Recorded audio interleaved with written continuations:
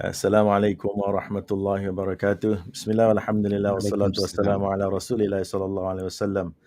Alhamdulillah, brothers and sisters, welcome to the Voice of Islam show. And today, the topic is polygamy. Now, so you can see there's only two of us here today, Sheikh Hatim and myself. Alhamdulillah. How are you, Sheikh Hatim? Alhamdulillah, how are you, brother? Good, alhamdulillah, good. So we talk about polygamy. There's only two of us today, not four, like the usual quorum. So I don't know where the rest disappeared, but Alhamdulillah. Alhamdulillah, inshallah. Now we will start with the recitation of the Quran, Surah An-Nisa, verse number 3. أعوذ بالله من الشيطان الرجيم بسم الله الرحمن الرحيم وإن خفتم ألا تقسطوا في اليتامى فانكحوا ما طاب لكم من النساء مثنى وثلاث ورباع فإن خفتم ألا تعدلوا فواحدة أو ما ملكت أيمانكم ذلك أدنى ألا تعولوا. The meaning is, if you fear you might fail to give orphan women their due rights if you were to marry them, then marry other women of your choice, 2, 3, or 4. But if you are afraid you will fail to maintain justice, then content yourself with one or those bondwomen or the slave woman in your possession. This way you are less likely to commit injustice. So this is the verse of the Quran, Shaykh Hatim. As we said, maybe perhaps most of the brothers memorize this verse for da'wah purposes.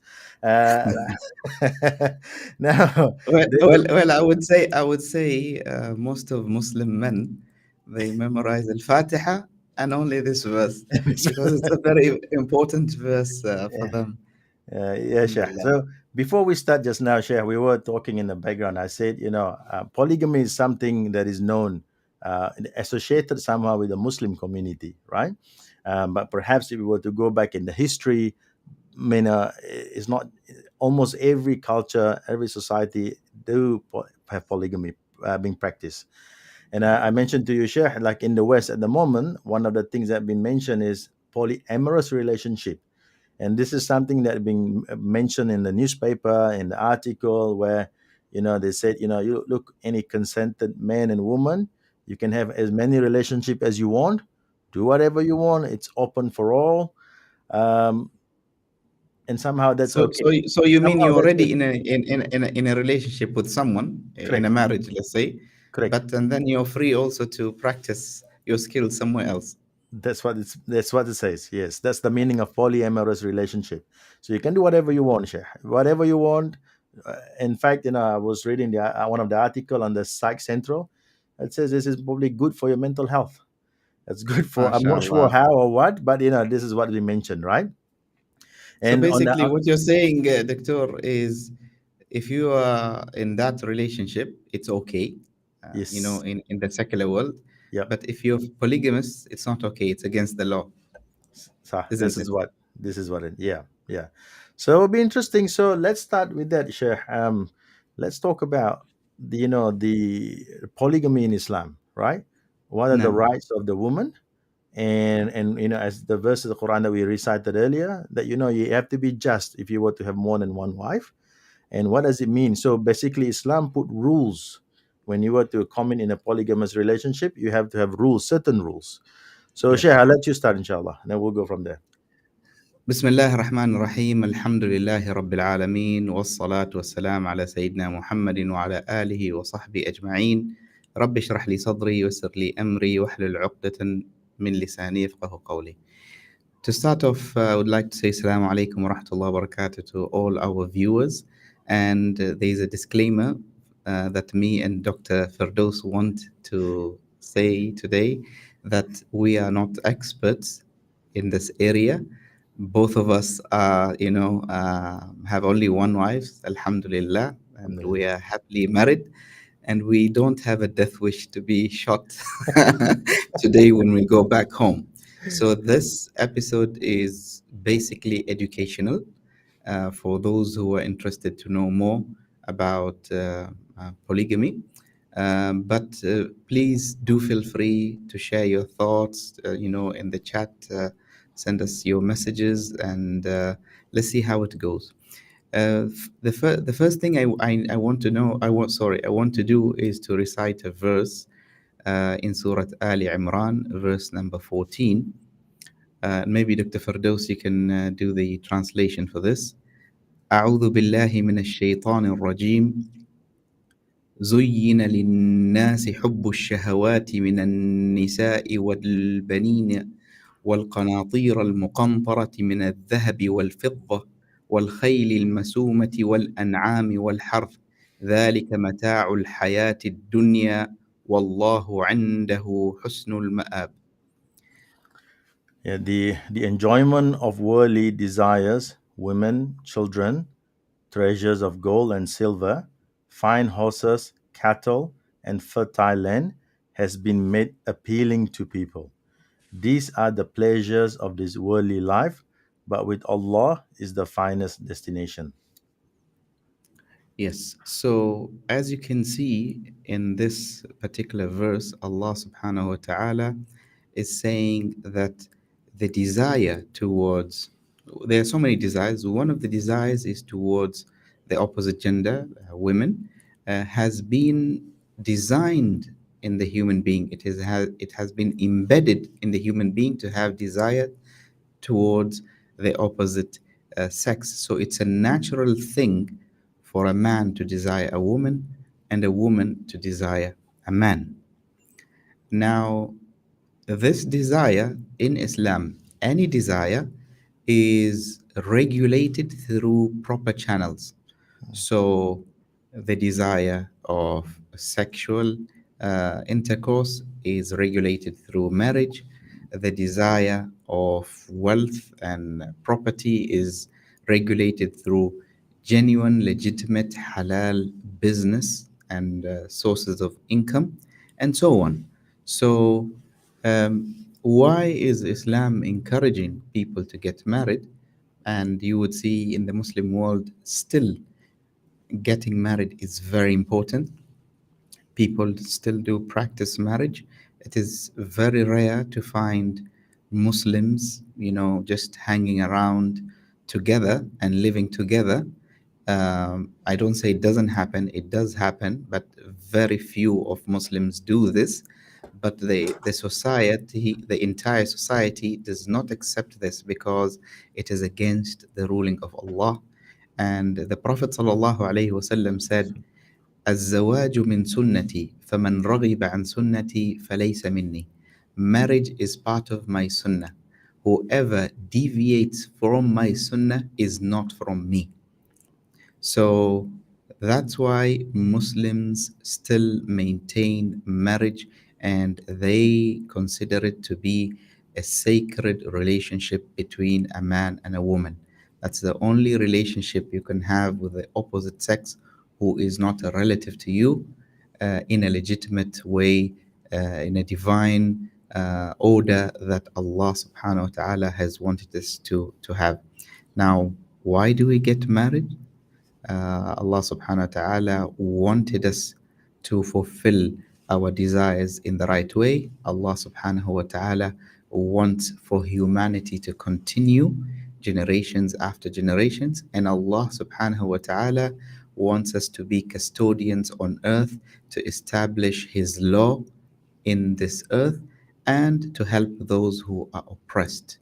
Now, if we look at what is going on in the world today, where people are stopping from getting married, there's so many implications for that. First of all, the lineage of people is lost. People don't seem to know who their fathers are anymore. And then the caretakers of these kids that come from this illegitimate relationship, they end up in the streets, they end up with mental health issues, they end up in criminal activities, and so on. So the family household is very important to nurture the children. And at the same time, if you don't have marriage, then you have the spread of disease. As Dr. Firdaus has mentioned in the beginning, you having multiple relationship with every other stranger that you meet, this will surely end up in lots of sexual diseases, that that is not something that we came up with. You can see it evidently now in the communities that are practicing sexual activities out of marriage. Now, let us look at where the world is going today, where a man decides to go against the nature that Allah has instilled in him and decides to marry another man, and a woman decides to marry another woman. Please, tell us, how exactly will humanity continue to prosper, and regenerate by this way? The only way that this is possible for humanity to continue and to not go extinct is for people to meet in marriage and reproduce other human beings. That's the only way. So that's why Islam encourages getting married.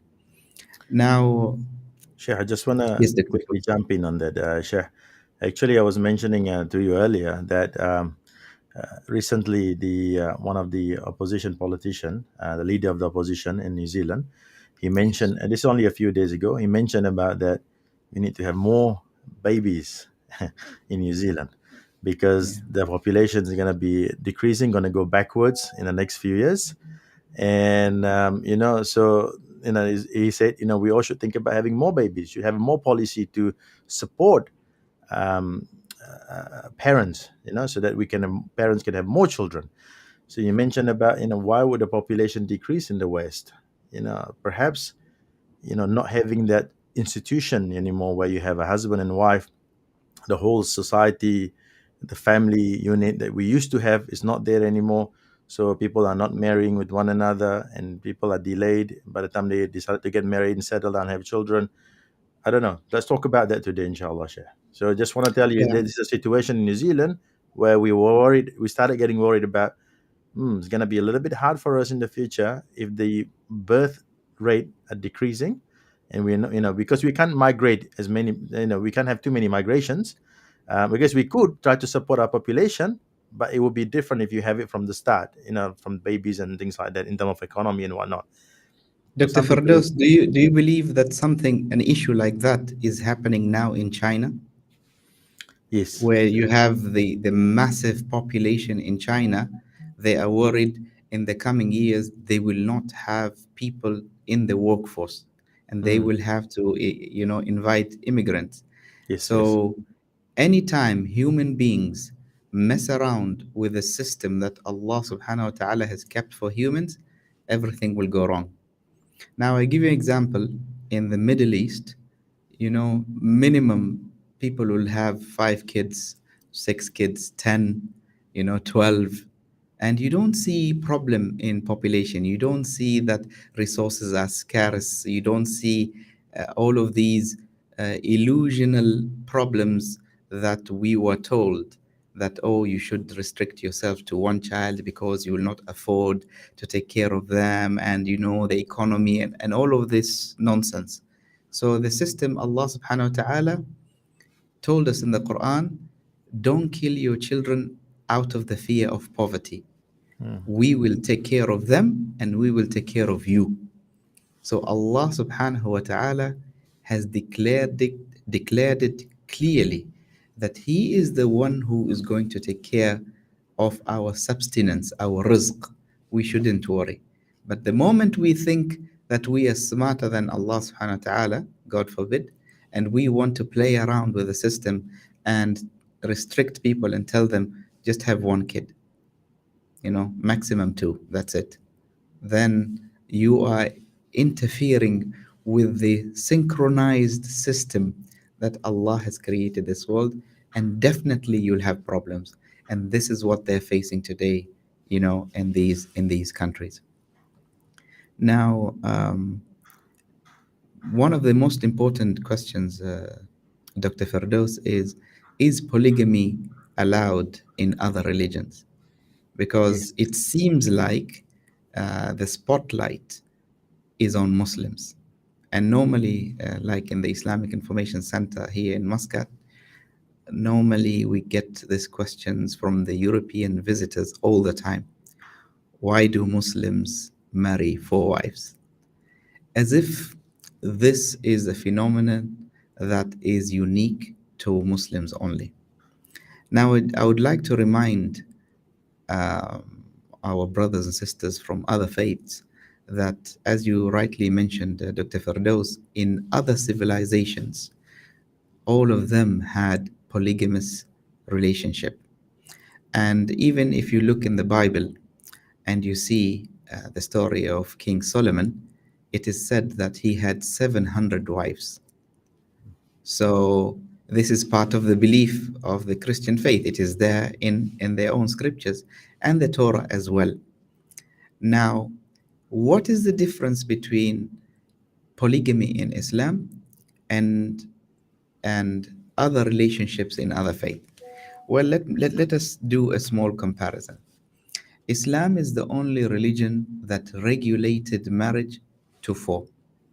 No other religion or ideology or faith or idea in the world has restricted relationship between man and a woman to four at a time. Yeah. Now, in a polygamous relationship in Islam, the woman is legally his wife, is legally owning rights. The man has to fulfill rights for this woman.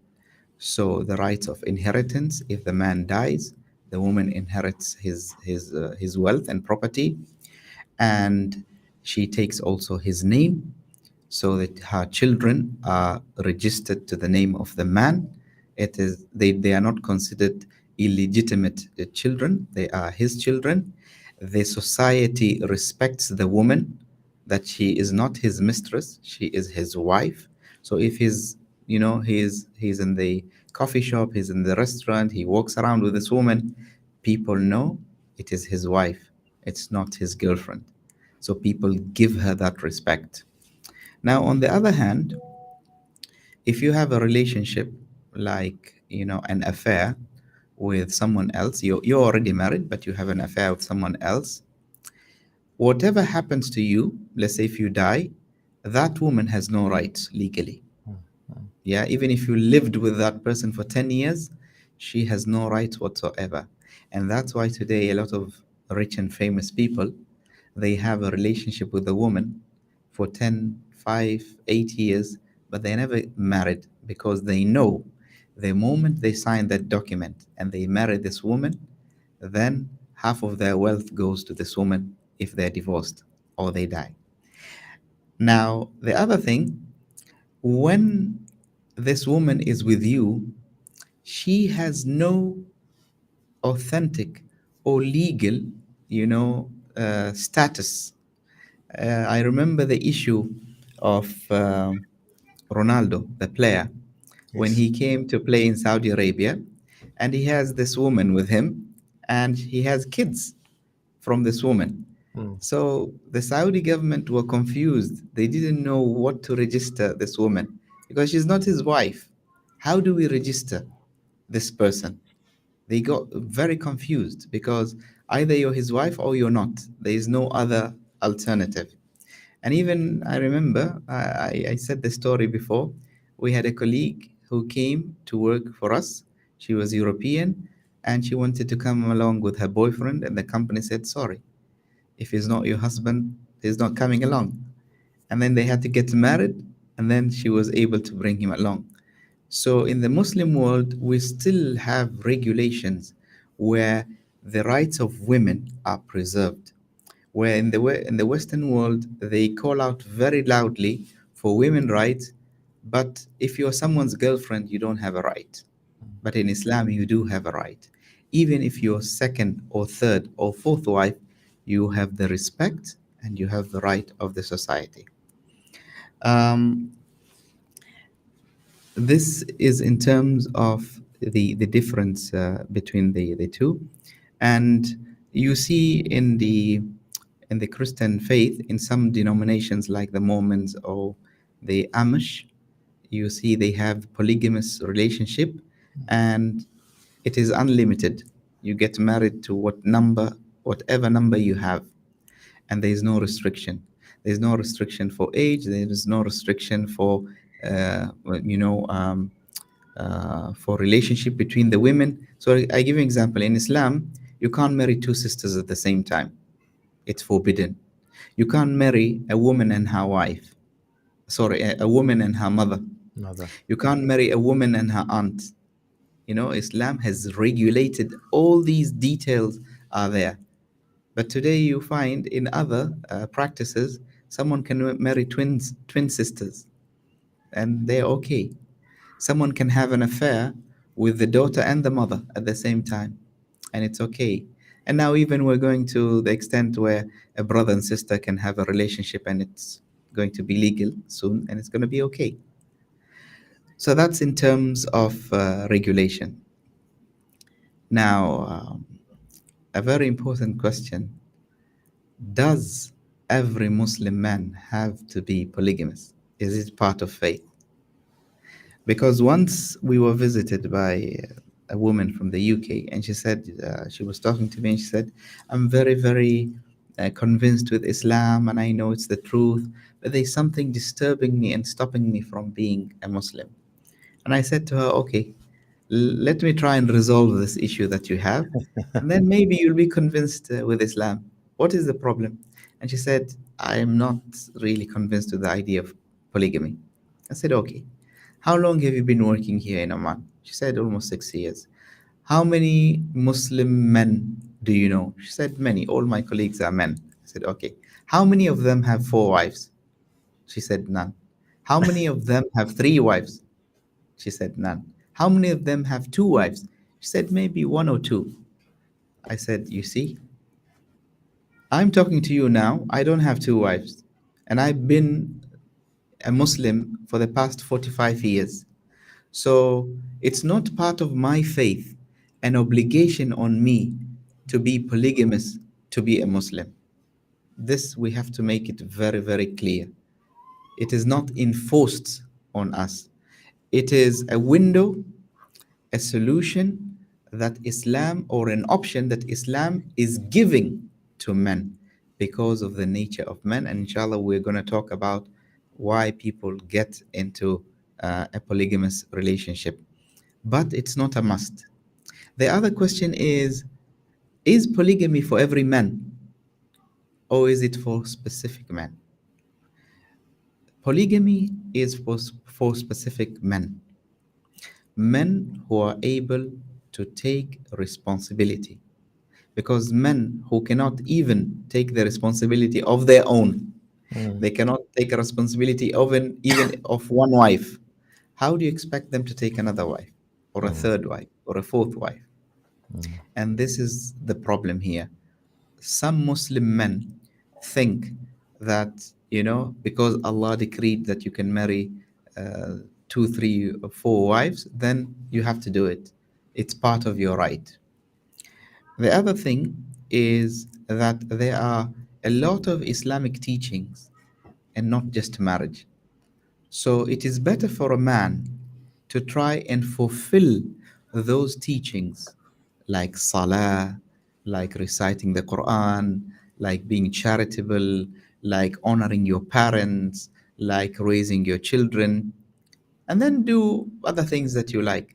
But if you can't even do the basics, you're not even performing your salah, you're not even reciting the Quran, you don't even have the basic fundamentals of what you should be doing in a family, how dare you get into another relationship and drag this other poor woman into this disastrous relationship, while the first one is a disaster and then the second one is a disaster?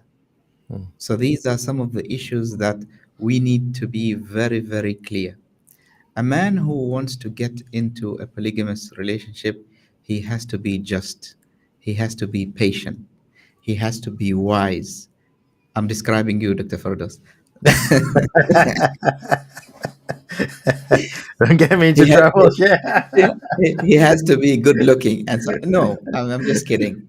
I But know. what I'm saying is that, you have to have certain qualities to be able to fulfill the requirement for you to be in this relationship. Mm, Otherwise, you're going to marry this second woman, you're going to have problem with the first one, you're going to divorce one of them, uh, your kids will be scattered, your entire life will turn into a living hell. mm. I leave an opportunity for you, Dr. Firdaus, if you have any comments. No, actually, no, no, you've done excellent, Sheikh. I mean, I enjoy listening to that. And I think what you say before with regards to the most important point, possibly in our talk today, is Islam did not invent polygamy, but Yes, somehow put restrictions on polygamy, right? And if you were to look back in the history, 1,000 years ago, 2,000 years ago, even until today, like Sheikh, I was looking up I was doing a bit of research on YouTube about it. Do you know, Sheikh, the people of Maasai, I believe they're from Kenya, yes, they still have this polygamy relationship. And they didn't, so this lady, she was traveling to meet them, and she from the west, and she said she don't understand why would you let your husband have more than one wife. And the yes. reply was from that lady, look, this is how our culture is. This is what we do. And from me, I enjoy, because then, when the sun is up, when we got tired, when we do some certain work, I can sit down with my all the other wives, and then we just have a chat and relax. This is our culture. So even until today, not just the Muslims, even the Maasai in Kenya, they Yes, still do polygamy. And like you said before, you go back 100 years ago, 1,000 years ago, people do have polygamies. They do have more than one wife, and in fact, the West now are pivoting away from one husband, one wife. Now, like I said before, polyamorous relationship, which is even worse because there's no regulation. You do no whatever you want, regulation. Yeah. right? You do whatever you want. So if you pregnant someone, make that person pregnant.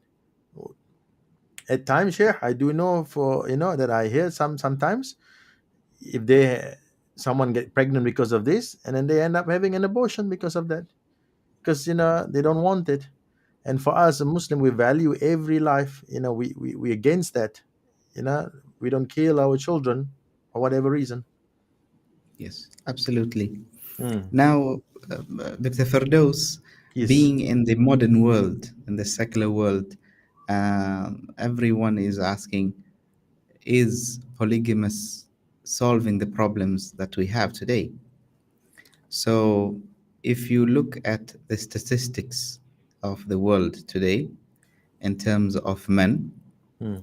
you would find that the rate of life or living for men is shorter than women. You find a lot of men in prison. You find a lot of men dying in extreme sports like car racing and motorbike racing. You see a lot of men are into drugs and alcohol and crime and gangs.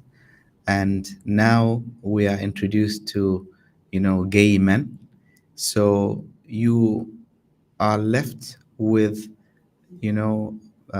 hundreds, if not thousands and millions of women who do not have the opportunity to be in a family, in a marriage relationship, and also have the opportunity to have children naturally.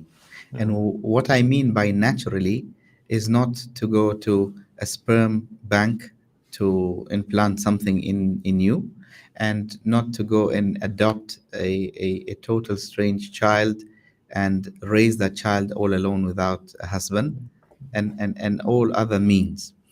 So Islam has regulated and gave a solution to such problems, which is polygamy. Yeah. And Allah subhanahu wa ta'ala, He designed the man in such a way, and this is for our sisters to understand.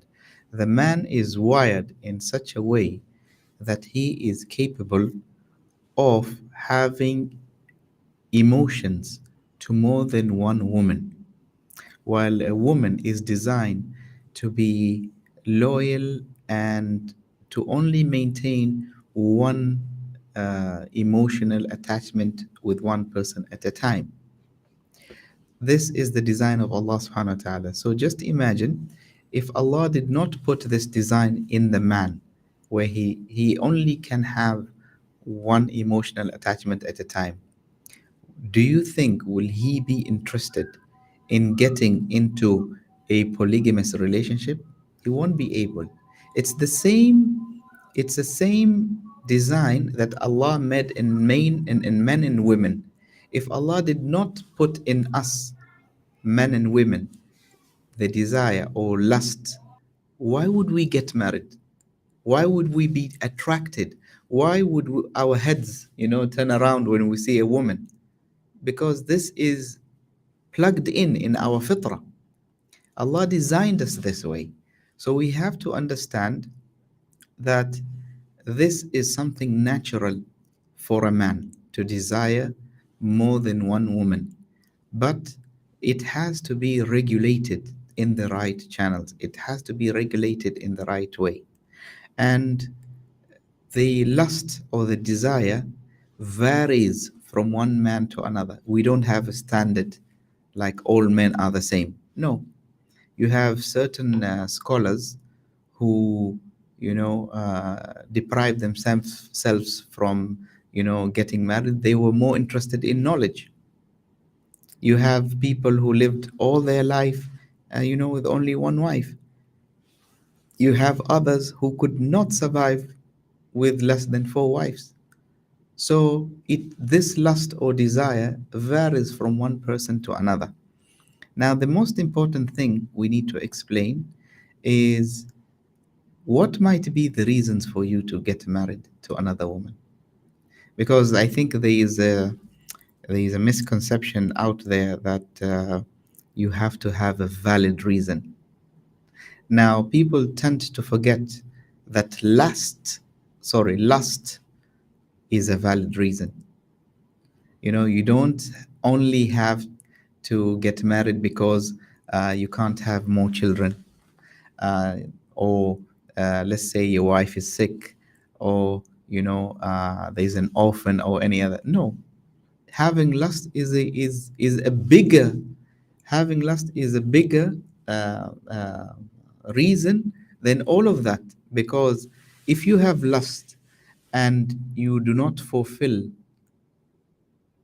I think the camera is stuck. Anyways, It's if working you here. it's working. Okay. Yeah. If you have lust and you don't fulfill it in the right channel, you will deviate from your faith. Yeah. It will lead you to zina, Mm. adultery. It will Mm. lead you to many other things. So you have to be very, very careful. And uh, women always demand a justifiable reason. You have to have a reason why. And always they associate that, is it me? Is it the problem with me? So uh, someone who wants to get into polygamous marriage, it does not necessarily have to do with the first wife. Women think that if everything is okay between me and you, why would you want something else? They tend to forget that this is a design that Allah put in a man. A man will always think of another woman. And I'm sorry to say this, but a man will be lying if he says that he's only thinking of, one woman. Either he is gay or there's something medically wrong with him, because Allah, the way he designed us to desire more than one woman. And that's why he regulated us. He said, lower your gaze, be pious, fast, and fear Allah subhanahu wa ta'ala, because this is built in you. Anyways, we move on. Yeah, sure. There's a question here. Maybe you can follow on from this. Yeah. Says not a question, a statement actually. Even Muslims don't accept polygamy now. Some wives ask for divorce just because the husband want to do sunnah of polygamy. Um, And again, when does it start become something that unacceptable in our society? Because this is something that legislated, like you say. This is not something haram. This is something that Allah has made it halal, allow us to do that. But and unfortunately nowadays it's moving away. Even the Muslims are staying away from this concept now. When do you think start becoming Well, an issue for us? I think that's a valid question, and polygamy has become a taboo. And maybe if you notice, if you go on YouTube, Mm, how many videos or lectures talk about this? People are even afraid to mention the word polygamy.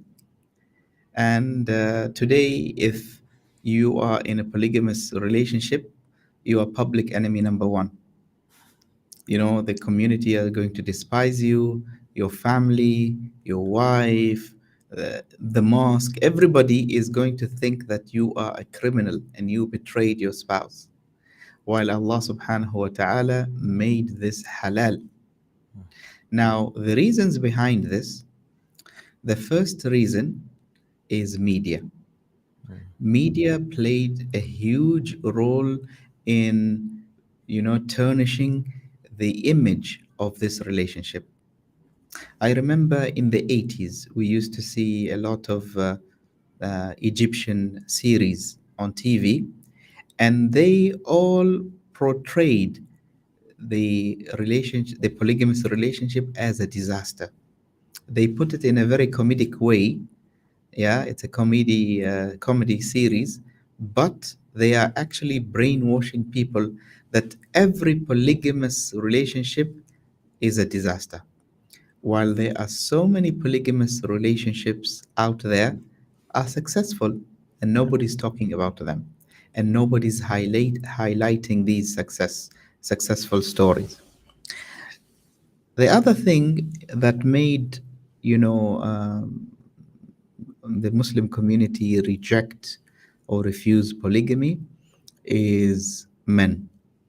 Unfortunately, I have to say this, that we men have not fulfilled our right.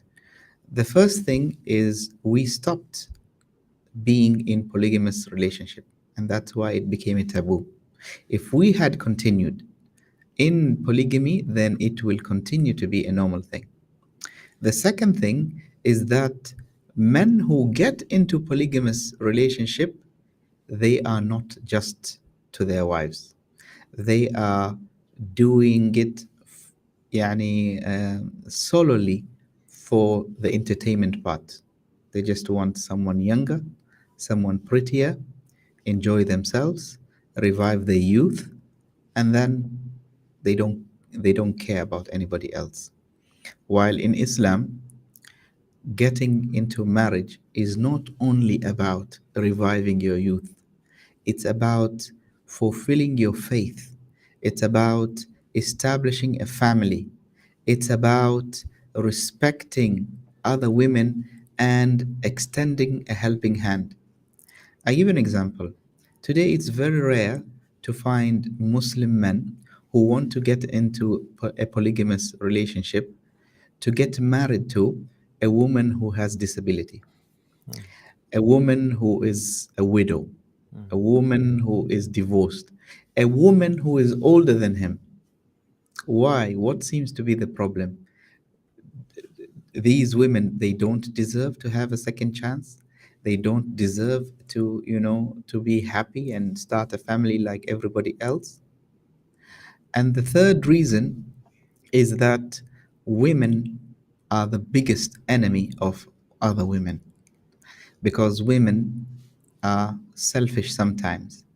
If you are a Muslim woman, you are happy, you are content, you have a husband, you have a roof over your head, you have kids, and so many other sisters are out there who will not have the opportunity that you have. How do you fulfill the hadith of the Prophet ﷺ who says, حب لأخيك ما تحب لنفسك. Love for your brother what you love for yourself. That is the true test of Iman, where you think of your brother or sister and you don't let them humiliate themselves in this life. It's not easy to live alone. There are so many sisters out there living alone. The fourth reason for polygamy being, a taboo is women who are more independent now, because more women became highly educated, hold high positions, earn a very good income. They are independent. They have their own house, their own investment. They think, I don't need a man in my life. And you know because of my status, because of my position, because of my education, I can never be a second wife. I either find someone, the knight shining armor on a horse, who is only for me, or I'd rather live alone for the rest of my life like a single woman. And sooner or later, they come to realize when they hit 40 that life is not only about your career. Life is not only about the property that you have. Nobody will be interested in you after that, no matter what you offer. I would also say that the fifth reason is that righteous families do not offer their children for marriage. So, if you are a father and you have daughters and you are worried, they are now approaching 30, 35, 40, they're not married, it is your duty to be active and go and find a righteous man for your daughters, even if it means they are the second or third or fourth wife. If you know that this man is righteous, he will take care of your daughter, then it's better for your daughter to start a family and have kids than remain alone in your house. These are some of the reasons that I can think of why polygamy has stopped. And I would say also, Hollywood and Bollywood has successfully convinced us to go astray away from our teachings, and that their way of life is better. So we stepped away and walked away from polygamy, but now we're following their steps, and we have girlfriends, we have mistresses, we have affairs. And the Muslim world, I'm talking about now in the Middle East, there are so many cases of divorce between couples because the husbands have an affair with someone else. Hmm. And this is the result. Wallahu a'lam. Jazakallahu Khairun, Sheikh. There was a few comments coming through here on the media here. Yeah. One of the questions was about um, with regards to the polygamy, right? Yes. You already mentioned this already, but is it because something's bad? Um, is it a betrayal to the first marriage, or is it Yes. because something bad with the first marriage? Is that why the husband went to go and look for someone else? You mentioned about lust, you mentioned about desires, and I guess the question is, how do we perceive it? Like I said before, if I when I watched that video with people on Maasai, and Yes. from her perspective, this is something that she would prefer because then her workload is easier on her, and she would like to have people that she can talk to. So I don't know, yeah, I don't know much. I mean, what's your take on Oh, that? I have to be very open and transparent Mm, if we're talking about this, mm, because when you look the anatomy of men and women when they're younger, in their early 20s, their sexual desire is almost the same, or women have more than men. Towards the age of 40, that desire decreases in a woman and it increases in a man. And that's why you have this phrase that say midlife crisis or mid-age crisis for men when they reach 40. And one of the things that we need to, be also very transparent about mm, is when it comes to sexual desire in a man, even if he is in the intensive care unit, he is dying and he is offered sex, he will be revived. If you get him up in the middle of the night and you offer him sex, he'll be happy. If you come in the middle of the day, if he's very busy, if his any circumstances and condition, men only think of sex and they are ready. While women, they have their special time, they have their special mood, they have their special days. They want a specific environment.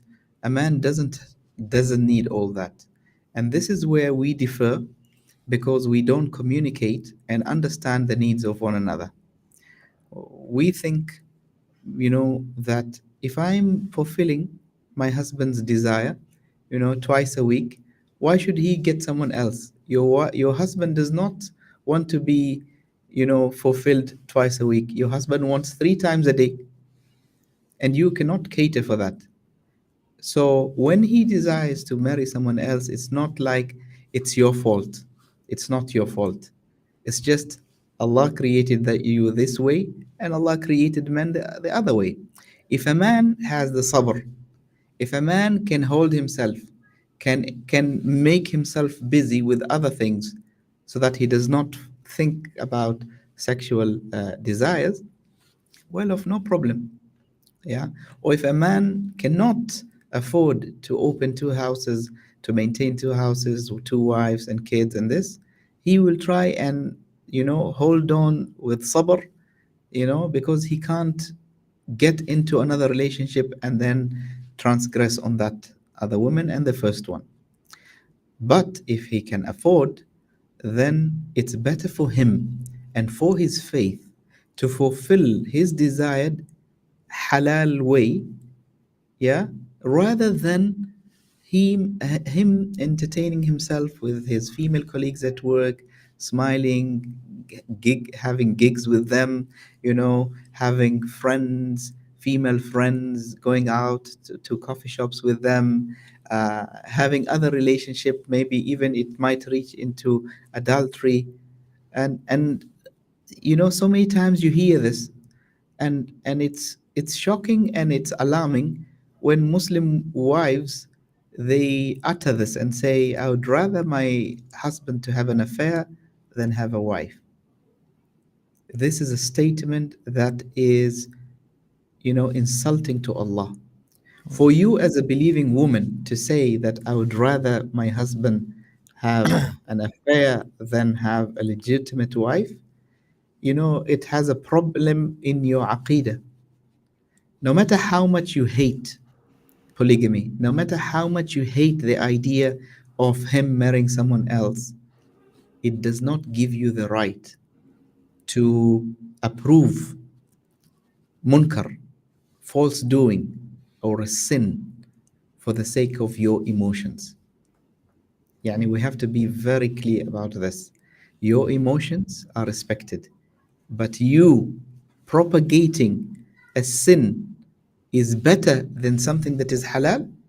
That is not right. You have to do tawbah, and you have to revive your heart. Now, on the other side, when it comes to men, there are certain things we need to say. Please, guys, do not talk about polygamy because it is hurtful towards your wives. If you don't truly have the intention to do it, keep your mouth shut. A lot of men who speak all the time about polygamy, they never get married. Those who are quiet, they do get married. Yeah. So don't don't make it a habit every time in the house you remind your wife, oh, I'm going to get someone married to someone else. It is insulting for the woman. mm, mm, If you want to get married to someone else, go ahead and do it. Be a man, but don't be like, a chicken. all the time you're just nagging about getting married to someone else. The other thing is marrying someone in secrecy. Oh, shame. Always, all, Yeah, yes, go before ahead. we go there, right, I just wanted to read something on the psychcentral.com here, which I mentioned about the polyamorous, which is the West seem to accept it, right? Because somehow, compared to polygamy in Islam, where you have rules and rights, where everybody has rights and rules. So it mentions something about polyamory and mental health, right? It says, yeah, many people find polyamorous relationship to be more enjoyable and easier to manage than monogamous relationships. So we're saying the same thing, right? Not every man wanted the same thing. Not every man would want to have more than one wife, and some men do want more than one wife, and this is what it says here.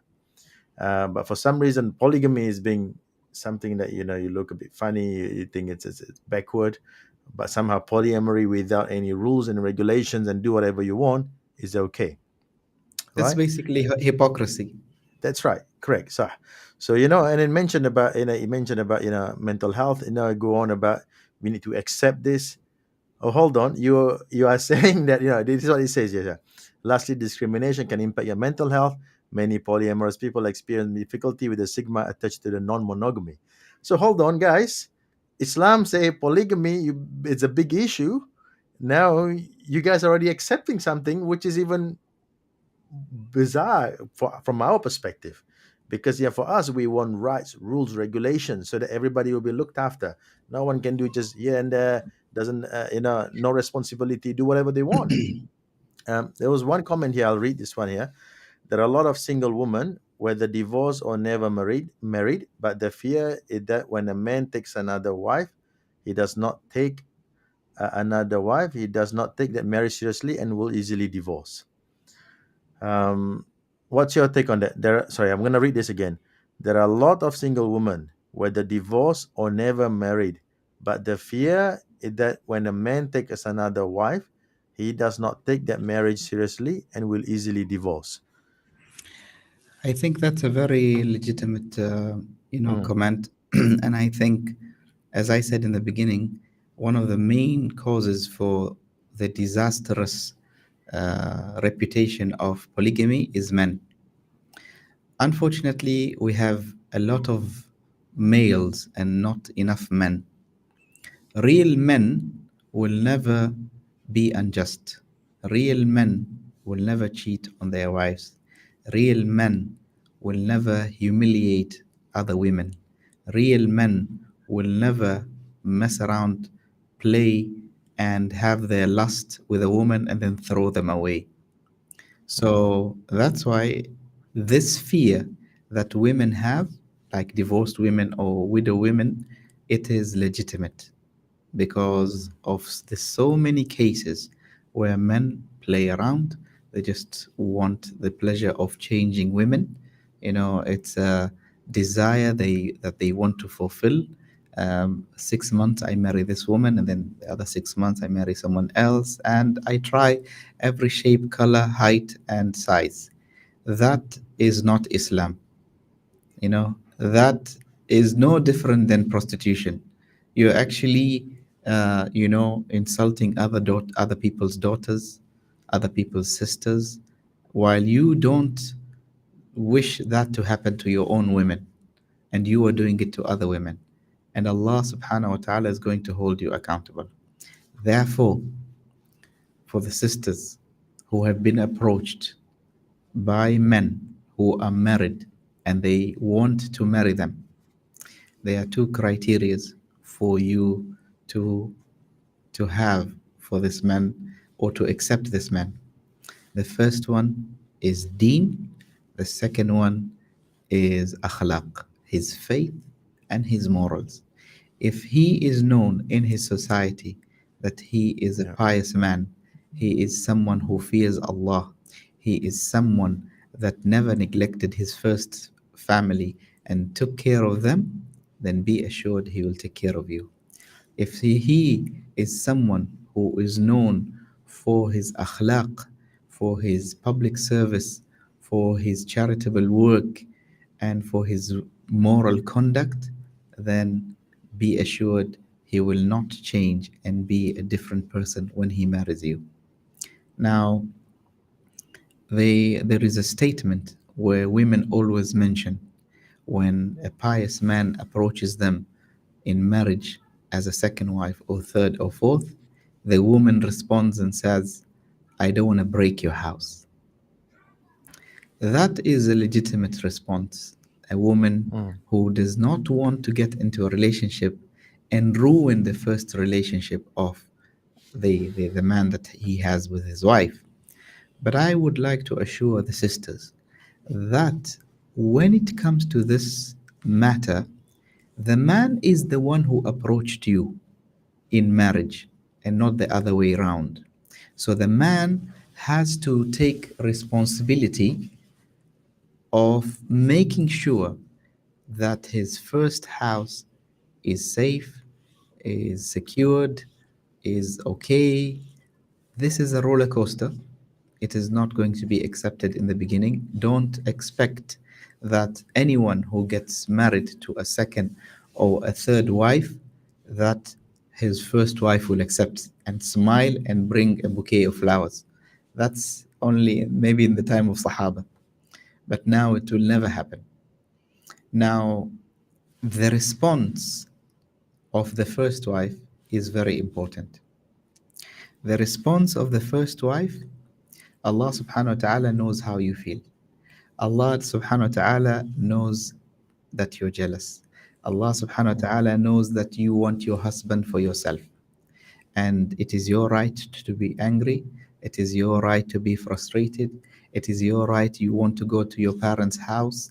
It is your right that you don't wish to speak to your husband for quite some time. But do not go to the extreme. What do I mean by that? I want to share an incident.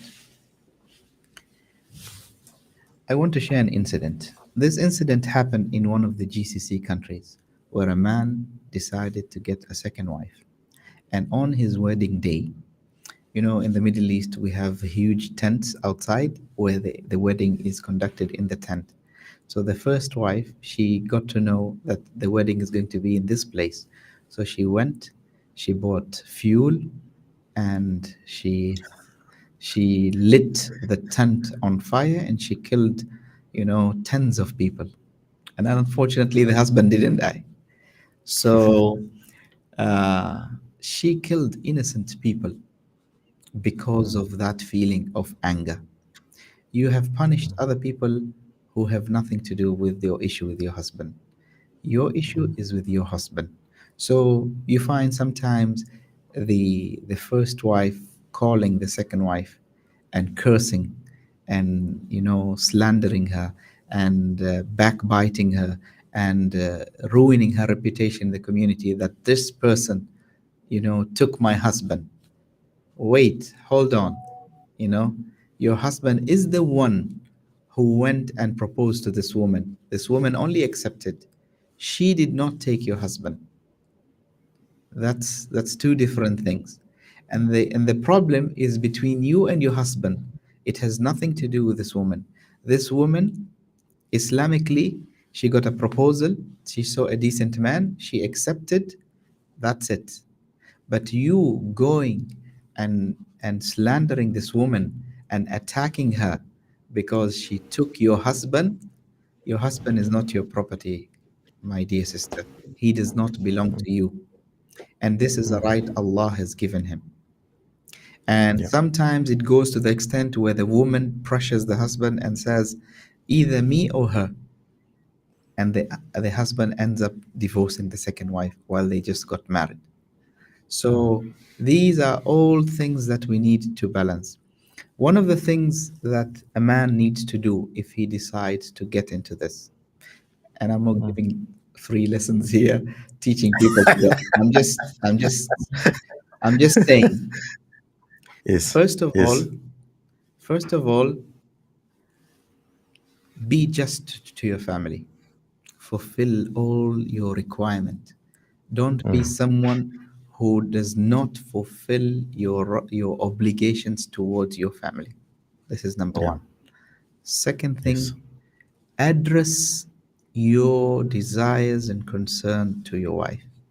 Explain to your wife, talk to your wife, tell her how you feel, tell her what you need, tell her your desires. Explain to her so that she understands what you're going through. Third, don't let her hear from someone else. Let the news come from you. You sit with your wife and tell her that you got married. Because if Okay. she hears it from someone else, it's insulting. Mm. Number four is don't do this secret business. If Mm. you're a real man, do it in public Yeah. because you're not doing something wrong. One of the things Yes. that has caused polygamy being a taboo is that people are, they're doing Mm. it in secret. Why are you doing it in secret? Yes. Same way you got married in public with the first one, and people Mm. celebrated, enjoyed, and it is the right of the Mm. woman on her special day. The second one Mm. also has the right to enjoy the moment in public and people to know that this Mm. is someone's wife now. But if you do it in secret, you will walk on the street with this strange woman, and people will say, I thought Hatim was a righteous man. How come now he has a woman on the Mm. side? So you are Yes. Yes. jeopardizing the reputation of that woman while she's your wife. So you have Yeah. nothing to be ashamed of. You have nothing to be afraid of if you are Mm. a real man.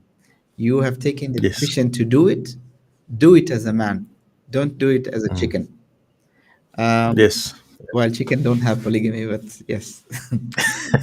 No, chicken do have, no, roosters have polygamy. Yeah, I roosters do have polygamy.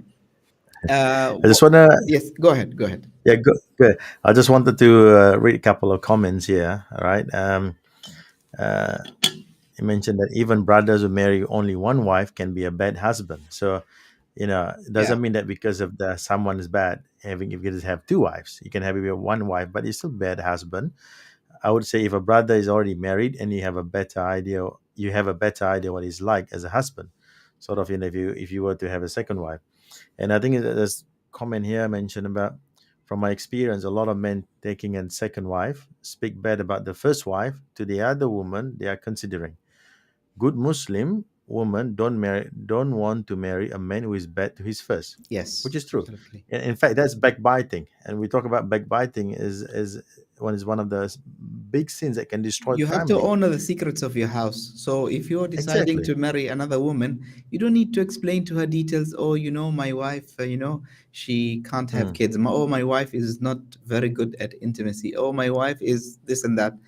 You shouldn't Yes. reveal, the Yeah. secrets of your house to someone else. So Yes. you need to be very, very careful when it comes to this matter. I, Yes. I want to There's mention, okay, go ahead. Yes. one more point here. One Yeah. more point here, right? Because you mentioned about don't marry in secret. Okay, Yes. so the brother here mentioned in the comment, but some brothers feel forced because they know the first wife won't accept. So that's why they do in secret. What's your advice on that since you're our guru here today? Well, they don't accept. They will not accept in all cases. It's Mm, not going to change the reality. They are true. not going to accept. Yep. No woman on earth, except very few, who will Mm, accept their husband, to do it. What I mean, you can get married and then come and mm, tell your wife. But when you mm, get married, also, don't do it in like an hotel apartment somewhere hidden, with only two witnesses. And no, do it in a mosque. Everybody let them attend, and then go home and tell your wife, I got married. mm. Good. I'm just saying that a man has to Yeah. play the role of responsibility. If you have decided Yes. to take the Yeah. step, then go full fledged. Don't Mm, back up, at the last mm, minute. mm. Because, like you say, it's even worse. Like if you feel forced because your first wife will not accept, and if you were to do it secretly and you got caught out, or the news, people know about it anyway. In the end, what's going to happen? Yeah. She was still not going to accept it. It's not doesn't change anything. In fact, it will make it worse. It can actually destroy the family because now she lost her trust on you. I think also, brothers should stop playing this game of trying to tell the sisters, oh, polygamy is part of the Sunnah. The Prophet ﷺ did it. The Prophet ﷺ, got up in the middle of the night and prayed. You don't pray, in the middle of the night. The Prophet ﷺ was, serving his family. He does, service to them. You're not even picking up your own, plate. So please don't play this game. Don't play this game that, oh, the Sahabas, and you're not a Sahaba, and you're not yet there. So if you want to do polygamy the right way, you do your part. You be a responsible person. You be a good husband. You be a role Mm, model to your wife and mm, kids, mm, so that when you decide to get married, then they know that, he's not going to let go of us. He is not going to neglect us. He is going to be just, towards both of us. Yes, they will be upset a little bit. Even Sayyida Aisha, radiallahu anha, the mother of the believers, was jealous of Hafsa, was jealous of Sayyida Khadija. It is something that is normal, but do not go to the extreme. You know, Look at it from a different perspective. I have a few advices that I want to give the brothers. And those who want to get into polygamy, the easiest time for you to get into polygamy is in the first 10 years of marriage. After the 10 years of marriage, the woman becomes attached to you. Brother Firdaus, you're smiling. I don't know why you're smiling. It's a creepy smile. So, okay. I missed it. I missed it more than 10 years. So, those who want to get into a polygamous relationship in the first 10 years, after the 10 years, a woman is more attached to the man. When you want to get married to a woman, don't marry a woman is much, much younger than your wife, because, you know, uh, it will feel bad that you're getting someone younger. And don't marry someone who is quite older than your wife, which is also, would it won't feel good to your wife. She will think that, oh, you went for someone older than me. Am I that bad? And so on. And it's also good for brothers not only to go for the pleasure of marriage, but to do marriage, to get into marriage for other reasons, like helping widows and orphans, women who have kids and this. And women who are divorced or widows and have kids, please open the doors for righteous brothers to help you in raising your kids. Don't think about the idea, oh, I'm going to break his house, he's already married, and this. Think of your children and how they are in need of a father figure in their life. At the time of the Prophet ﷺ, you would hardly find a woman who's single, not a divorced, not a widow. No one stays single. And that is the system of the Islamic Ummah. But nowadays, we allow it to happen. We see a lot of sisters, are in need, and we don't extend a helping hand. And also, the sisters, they have so much criteria, they have so much fear of this polygamous relationship, they deprive themselves from starting a family and getting a supporter for their kids, and a role model for their kids, just for the fear of, what will the community say?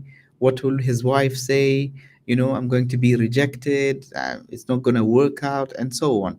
So all of these fears are from the reasons we mentioned in the beginning, but I think we need to set our priorities to be right. Mm, Um,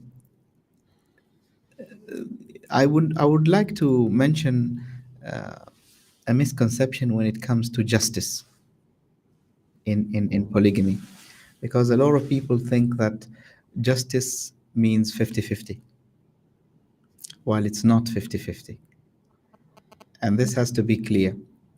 Now, if you have a wife that has 5 kids, and you have a freshly new bride who is 25 years old, who has no kids, do you think it would be fair that you put the first wife in an apartment and then the second one in an apartment? Or the first wife needs a bigger house because of her needs? She has kids. So you can't put her in a two-bedroom house and put the new one also in a two-bedroom house. It would be just that the needs of the new one is a two-bedroom house, and the need of the first one is a five-bedroom house. And when the second one has kids and the family is expanded, and then you put her in a five-bedroom house. That is justice. If you have the first one who has kids and you give an allowance $500, is it fair to give the second one who is single $500? No. You have to cater for the needs of each side. Now, this is in everything, it's not only in marriage. You have 2 kids, 2 sons, for example. One of them, his needs is hugs and kisses. The other one, his needs is going out to the mall. It's not going to be fair if you hug the one who wants to go to the mall and he hates hugging. I have a son who hates to be hugged. Don't hug me, don't kiss me. I always try and convince him and say Corona is over, but he said no, no, no, no. I don't like this touching, hugging, kissing. I don't like. You want, let's play football. So every one of them has their own needs. So this, I don't know where this idea came up, that 50-50, if I buy a car here, I have to buy a car here. If I do this, I have to. No, it is up to the needs of each household. So if the first one wants to go to a holiday in a holiday to Turkey, the other one hates Turkey. So you should also take her to Turkey because the first one went to Turkey. So you have to balance as a man. You have to know the needs of each side. And one of the problem is spreading the news. When you go and describe how happy you are, how relaxed you are in the second house, why do you explain and express and reveal what goes on in the first house to the second house, and vice versa? Maintain as a man the secrets of every house, and even as a woman, maintain the secrets of that house, because whatever happens in that house, if it reaches the first house, then it will create a problem. And for the sisters who are caught in this relationship, whether they like it or not, remember, before you being wives to this man, you are sisters in Islam. And as sisters in Islam, you have the minimum right towards one another, is when you meet one another, you have to greet one another. And you have to be kind and respectable to the other. This is part of your faith. Forget about the husband who got you into this mess. Remember that you are Muslims. So you see 2 wives, not talking to one another, not shaking hands of one another, they just hold on, I think this way. That's all right, sir. So Someone mentioned here the best topic, the most crucial. So here you go, Sheikh. well, for sure we're going to be shot today, so no worries. I would love to die Shaheed. I don't know about you, Dr. Firdaus, but I would love to die Shaheed. Now, I've passed 10 years, so I'm safe. So I'll follow your advice. you follow my advice. So what are Yeah, I'll follow what are your some of advice. the questions that are appearing, and maybe we can, in the last few So, minutes, we can. yes. I think I believe you have to go for Juma as well, yeah? Yes. Uh, there's a couple of things here mentioned about main thing is the wife get along with the man. It way too much to expect the wife to get along and be friends. So, so is it something that expected that both wives have to be get along completely? No, Maybe no, not. no, no, no, But no. the But main thing, it has to be they, get along with the husband. Yeah. we want them to have the minimum. The minimum Mm, is mm. when you meet your Muslim brother, you say hello Yes. and Yes. and respect. Do not Mm, backbite. Do not plot. Do not slander. Do not try and yes. ruin that relationship that your husband got into, unless Yes. it's a monkey business. What's a monkey business is, you had a best friend and then she betrayed you, she married your husband, and those sorts of, you know, crazy relationship, then that's a separate issue. I'm talking Mm, about legitimate marriage where a man mm. goes to propose to a strange woman and she accepts and she becomes his wife. But Yep. the other stuff that is going on, which is true betrayal, we're not talking about that. We are talking about normal circumstances. Mm, mm.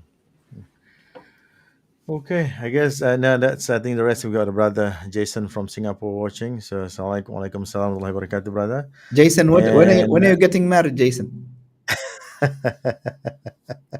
he must be searching for it and the keyword comes up and the YouTube and Yes. our video comes on his feed. Single, desperate, and available.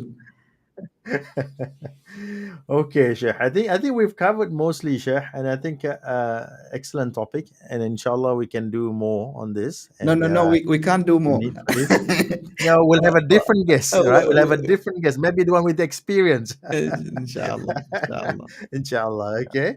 And like what I think, and this is probably coming from a sister mentioned about men have got a confused idea about women, expecting women to get along. All this advice, you are first Muslim to each other.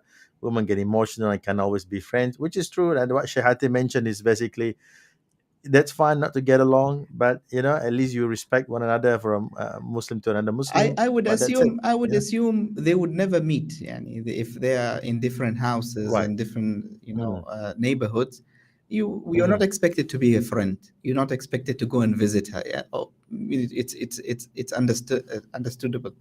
But Yes. in case you meet this person, don't Yeah. be rude, don't be disrespectful, be Hmm. kind, and show respect. That's the only thing is required from me. Even if you say salam alaikum and then you walk away, then that's good enough, inshallah. Inshallah. Okay, Sheikh. I think that's it. I don't have anything more to add. You didn't And have I anything think to add in the beginning. I have You nothing more throw to me to add. the fire I'm and very you left me alone. I'm happy as it is. I don't think there are any more questions there from our brothers or sisters are watching. Alhamdulillah, Sheikh, I think it's very well. You've explained it very well, and I like all your your advice, special advice on how to get married. That's good. That's excellent. Although I missed it, but anyway, that's okay. And inshallah, inshallah, I'll see you again. I'll see you all, brothers and sisters, next time. Sheikh, last word, last advice, last golden advice from you. Fadl, Sheikh, go ahead. Golden advice from me is polygamy is not for everybody. Just hold on. I think the camera's not working. Okay. Even the The camera is camera getting doesn't scared. want me to give the last advice. Okay. My last advice is polygamy is not for everybody.